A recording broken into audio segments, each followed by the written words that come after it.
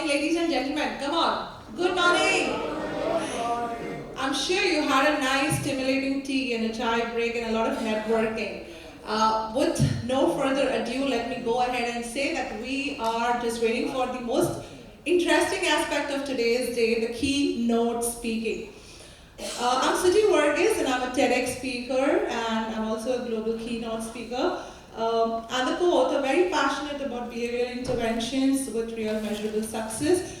I'm also the founder of Leaders in Lipstick, a platform and a community driven for nurturing women leaders across the corporates. Okay, so it's not only a privilege to host and anchor the ISTD Mumbai chapter annual conference as we come together to explore the evolving impact of learning and development. So far today we have heard powerful perspectives on why L&D must shift from a support function to a strategic growth enabler. The question now here is, how do organizations make this shift in a way that is measurable, sustainable, and human-centered? And to help us explore this, we are moving into one of the most anticipated segments of the day, our keynote address. This keynote session is basically designed to help us reframe as to how we see learning, not just as an event, not as content delivery, but a system that influences mindset, performance, and organizational energy. Our keynote speaker today brings together neuroscience, leadership development, and organizational transformation, helping leaders understand how people truly learn, adapt, and perform under complexities. So it is my privilege to introduce our keynote speaker, and I should say he's also my mentor in the Professional Speakers Association of India. Ladies and gentlemen, put your hands together for Mr. Subramanian Narayan. He's the Managing Director and co-founder of Renergetics Consulting, and it's widely known as the Trust Architect. With over 3 decades of global experience, he has worked with CEOs and leadership teams across continents, helping organizations translate belief into behavior and leading into business performance. He's also the co-creator of Renergetics, a neuroscience-based framework that enables leaders and organizations to build trust, resilience, and authentic culture where commitment replaces compliance. So over to you, sir. He's also recognized among the top 100 global coaching leaders, and his work reminds us that trust is not just a soft skill, it's a strategic capability. Please join me in welcoming Mr. Subramanian Narayan for the keynote address on learning and development as a business multiplier. Thank you. Thank you so much. And I hope you are able to hear me, and I think you are.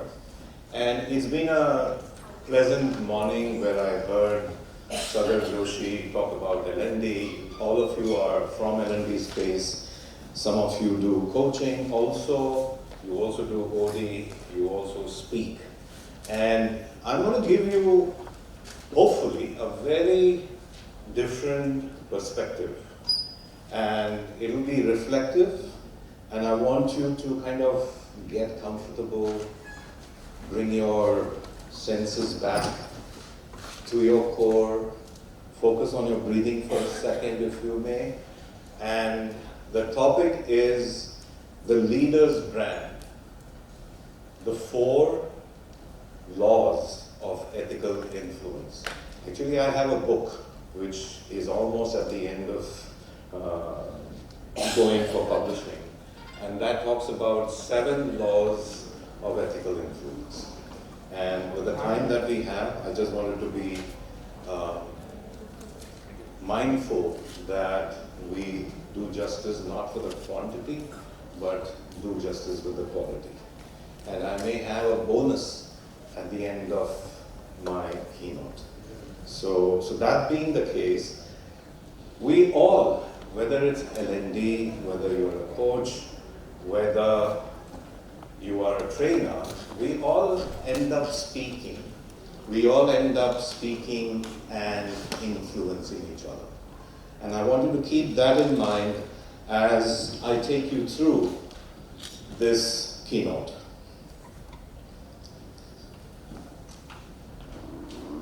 Sometimes a story is so inspiring that we forget to ask, is it true? And we all share stories, don't we? Lance Armstrong was that story. A cancer survivor, 7-time champion, a symbol of resilience. Until the truth surfaced. Years of doping, layers of denial, decades of deception. And when the truth broke, it did not just fade, it shattered. Now, this is not just a story about an athlete. It's a mirror for our profession. We all share stories. And sometimes while sharing the story, we either share it without any source, sometimes we borrow, and sometimes we amplify the results. And the question is it true? As speaker, as L&D practitioners, we all share stories. Stories that move people, shape beliefs, shift decisions. And the question for all of us, is our story powerful because it's inspiring, or inspiring because it's true?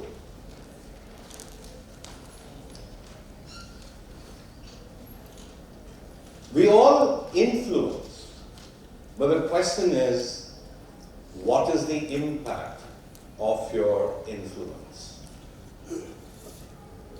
Every speaker has a brand, but every brand is not built on trust. Sometimes we borrow stories, sometimes we amplify the results, and so the question always remains, we are all leaders, but the brand we represent, is it aligned with the speaker, with you as a leader? Or is it having gaps between who you are and the brand that you want to pursue? And that's the topic for us for the next 20 odd minutes. The 4 laws of ethical influence aligns your voice with your values, aligns credibility with your character, and your influence with integrity. And the fact that we are saying these as laws, it basically means it's valid. Historically, it has been valid. And whenever these laws have been broken, you've had consequences. And whenever you have followed these laws over the years, it had its results. The law of purpose, it's kind of giving you a sense of what is your direction. And every ethical journey starts with one simple, uncomfortable question. And we've all had that. Why do we really exist? We do a whole lot of things, but why do we really exist? Patagonia is a $1 billion company. When it started, Yvon Chouinard was making a small setup. He was making gears. In fact, it's called pitons for his friends. Eventually, friends became customers. And the company grew. Profitable, all doing well. But he felt something was amiss. The mountains he loved, they started disappearing. And then he asked himself a question that was bothering him. What legacy am I building?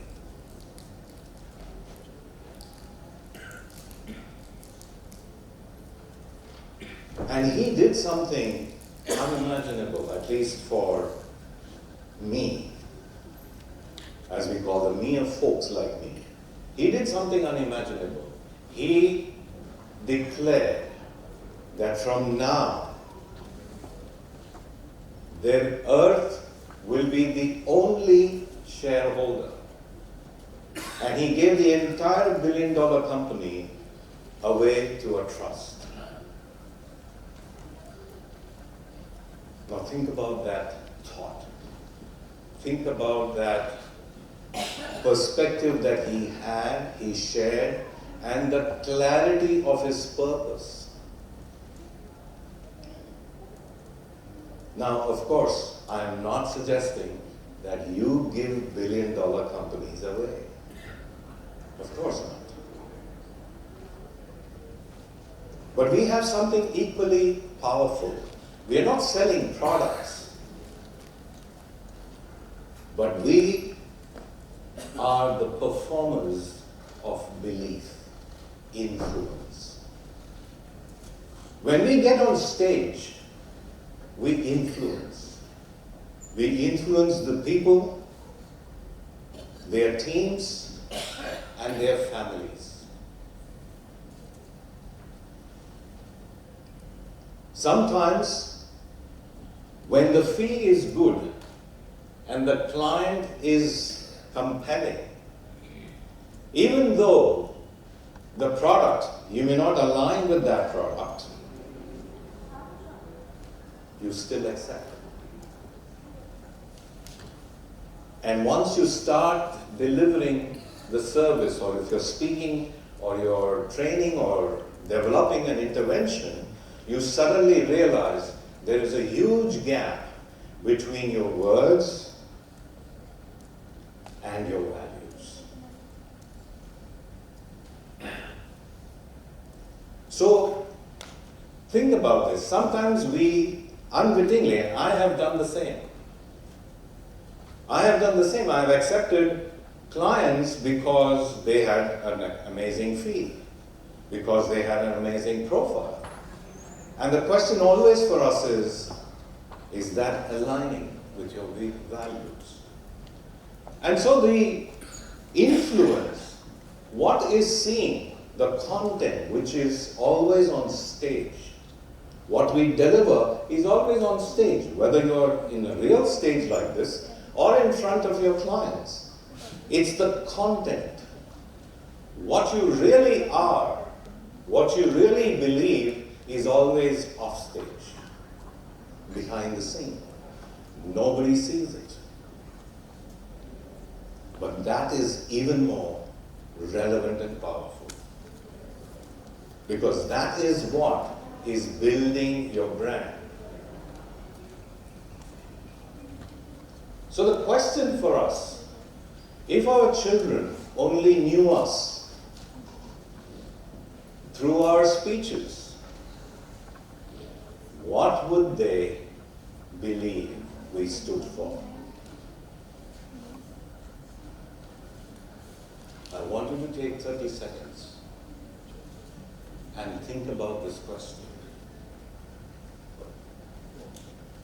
and ask yourself, what would they see? And for those who are young, ask yourself, what would your friends think about you? If they knew only your speech.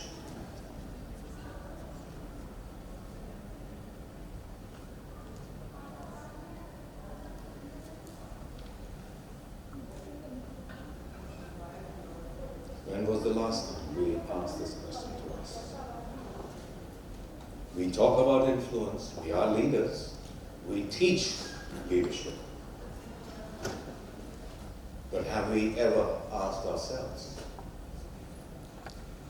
what do we really represent? Is that making sense? Is that gone deep? And if it is making you uncomfortable, then you are in the right space. So, purpose sets the direction. The second law, law of integrity, checks how have you arrived through that journey called life.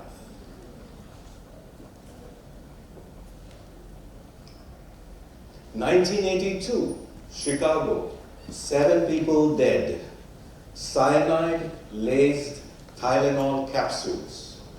Johnson & Johnson took off 31 million bottles off the shelf. $100 million gone. Why did they do that? Their credo was customer first. They did not debate about it. They were clear. They did not argue about that. They were very clear. See, many times you are faced with a question, should I say yes or should I say no? There are moments.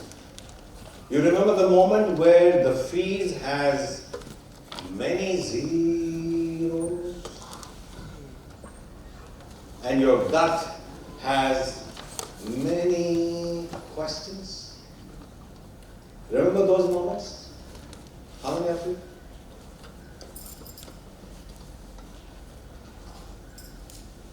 Now, whether you will walk away from that moment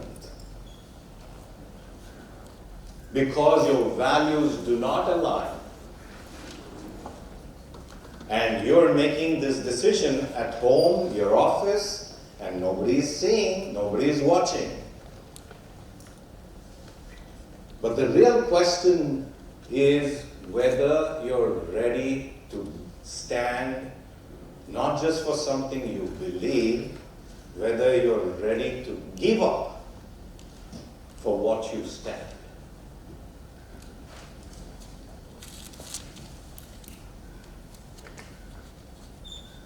Of course, Johnson & Johnson much later had another twist in their pursuit of integrity, and I'm not getting into that. But the point here is, are we serious about our influence, our leadership?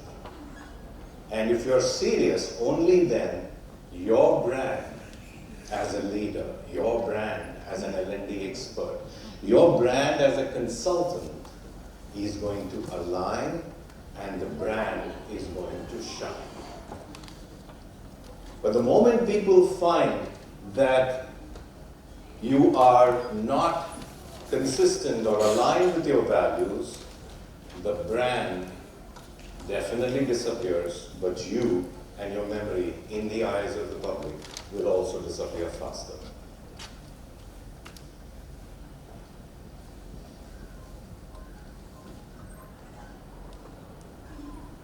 I want you to think again, reflect on this question.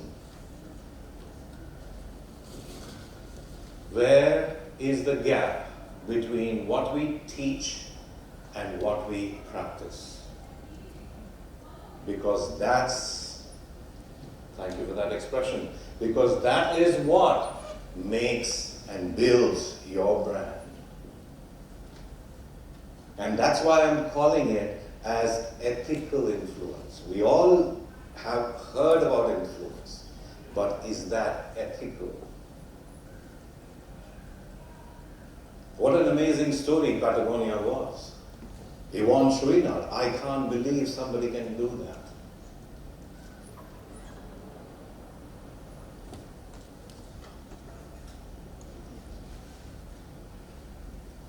The third law, the law of moral courage.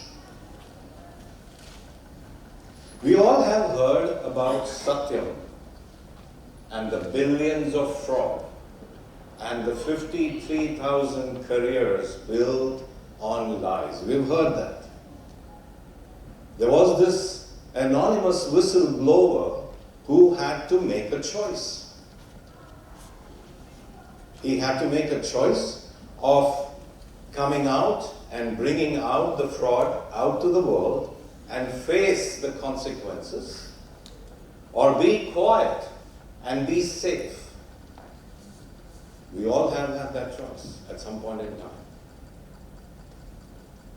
He chose, he did not debate over it, he chose to go and announce to the world that there was this fraud. And he wanted to be aligned to his values, despite all the consequences that he may have to face. So, I'm not standing here as someone who has mastered all these laws. In case you're wondering, I'm not.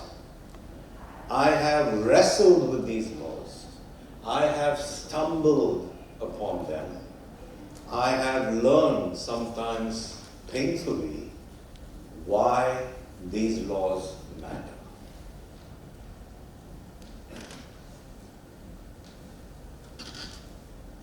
So, a client came, fantastic fee, great opportunity, couldn't say no, went and did my speech, and as I was getting down the stage, I knew I didn't want to do that again. Now, my wife said, "How did it go?" I said, "Great, but I don't want to do it again." And my wife responded, 2 words, "Then don't." 2 words, the best coaching words ever. Now we all do that. We all have moments where we kind of get carried away. We think no one is watching us. But that's where our brand comes alive. Those decisions when we say no. See, when we say yes, the client talks. When we say no, the client still talks.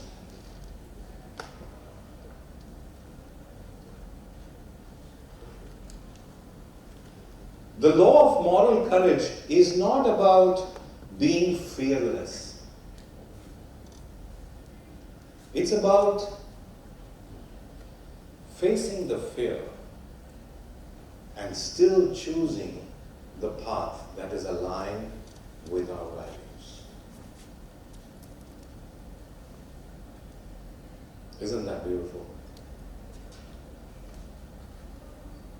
How many of you feel it in your heart? How cool would that be?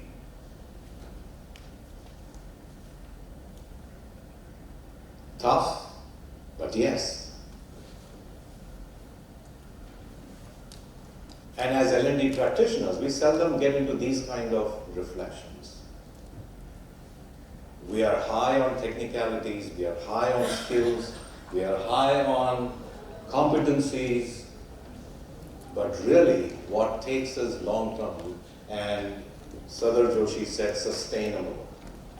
And what is sustainable is your brand, is your ethical influence.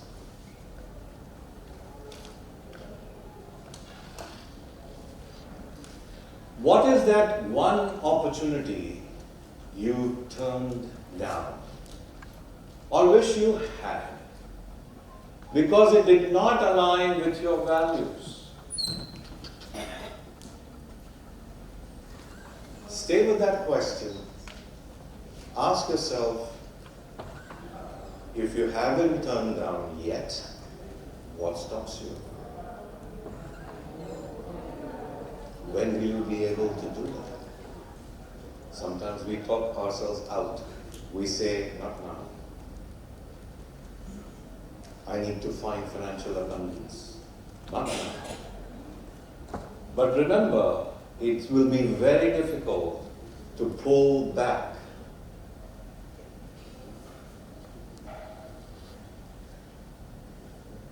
Ethical influence or integrity or moral courage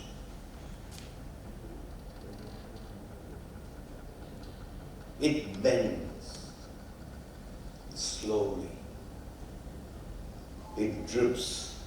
One small thing here, one small thing there, one small thing here, and suddenly one day you wonder, how did this gap widen so much?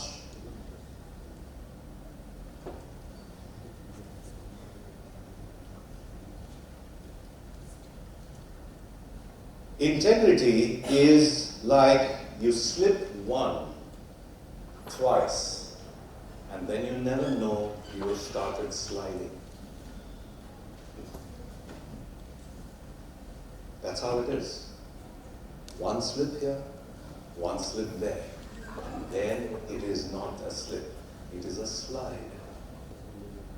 Way more faster, unstoppable.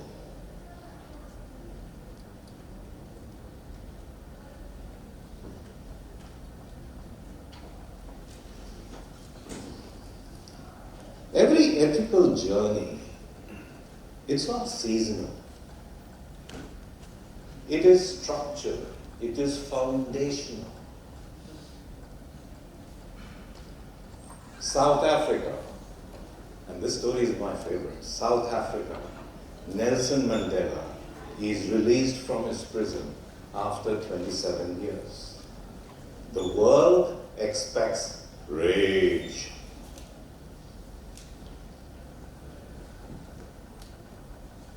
Nelson Mandela invites his former jailer to his inauguration. Can you read that? Wears the Springbok jersey that is a symbol of apartheid. Hands over the Rugby World Cup trophy to the captain of all-white team. His supporters are furious, obviously. And why would he do that? How can anyone do this? And Nelson Mandela reportedly said, for anybody who changes their principles depending on who they are dealing with, that is not a man who can lead a nation. कहाँ देखने को मिलता है ये सब? आज के ज़माने में. And then you will say, true. And then some of you may chip. It's कलयुग का ज़माना है. And I want you to ask, in this Kali, do you see value for ethical influence? We all are learning and development experts. We are consultants. We teach, we educate, we uplift people.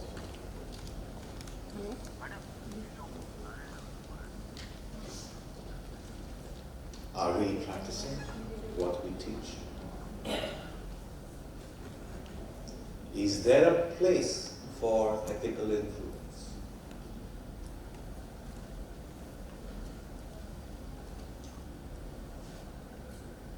If someone followed your career for a decade, would they find one L&D practitioner, speaker, or several different versions? One with client A, one with a charitable organization, one when you're doing a keynote, and another one with an SME.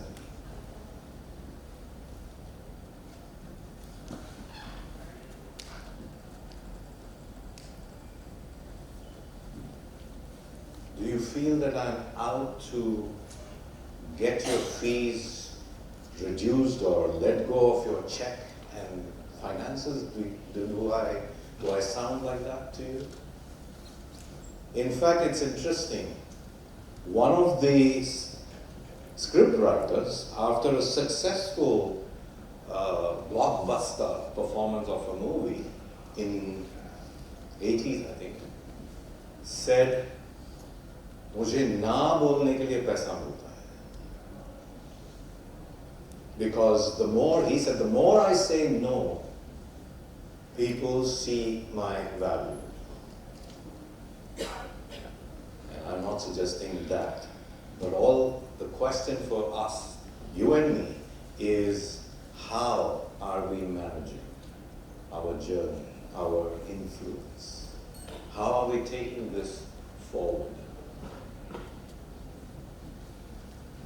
4 ethical influence laws, 4 mirrors for our profession. And you and I are not just L&D practitioners.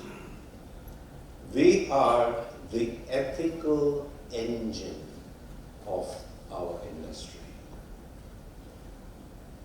You and I are the ethical engine of our industry. Nelson Mandela didn't change ethics. He waited for the nation's temperature to rise. And when that happened, he continued to manage his ethics. I want you to maintain that temperature for our industry. L&D, consulting, whatever profession you are in. And there was someone who was also had a startup on culinary, whatever profession you are.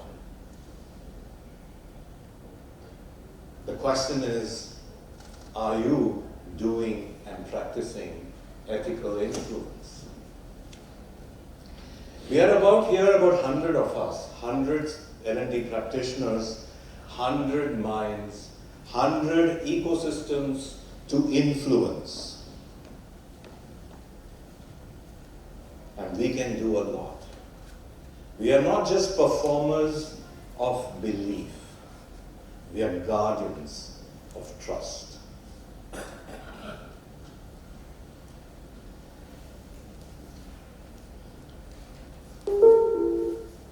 We all, in some ways, want to leave the legacy. And I want you to give you this bonus song which talks about your legacy. Charlie?